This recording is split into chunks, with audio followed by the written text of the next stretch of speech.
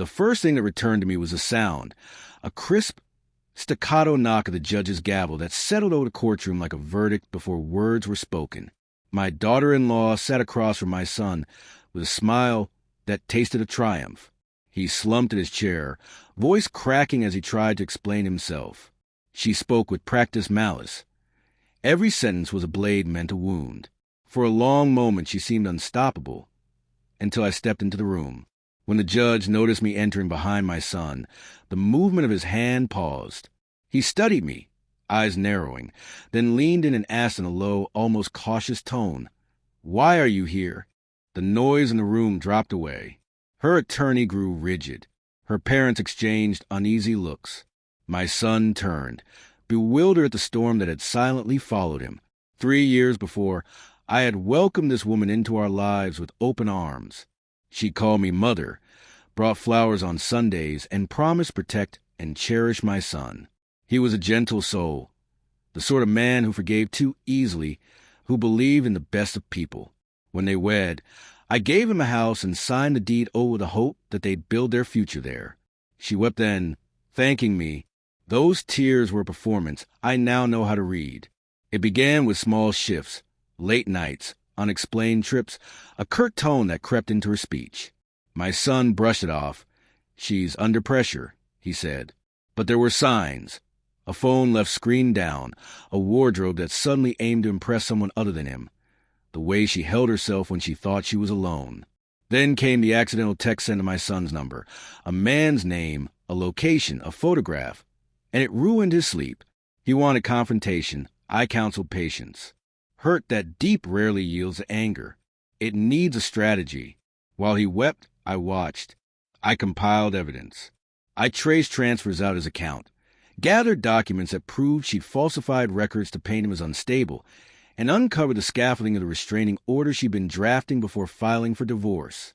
Her plan, clearly, was to strip him of reputation, livelihood, and the assets I'd once trusted her with. She had underestimated the quiet ones. Before retiring, I spent 4 decades advising on legal matters. She never thought to factor that in. I moved methodically. An anonymous tip to the revenue office about her improperly registered business, a discreet conversation with her former employer that revealed she had taken confidential files when she left. Little by little, alliances frayed. Those who had once applauded her began to keep distance. Her parents, loud in their certainty, bragged her daughter would take everything. So I let them talk. My retaliation was never a spectacle. It was meticulous and exact. I documented every suspicious transfer, authenticated forged signatures, and preserved every scrap that contradicted her declarations. When the divorce was calendared, I made sure the hearing landed before a judge who owed me a favor from decades past.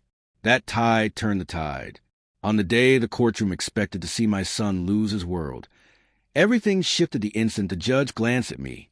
"Before we proceed," he said, voice steady, "I require a review of some recently filed materials."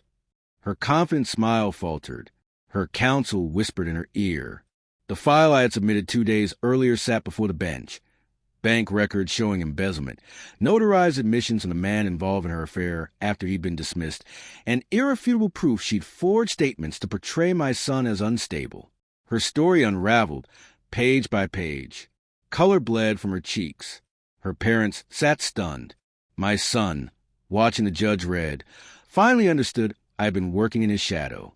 When the judge closed the folder, his ruling left no room for doubt. Perjury and fraud were found.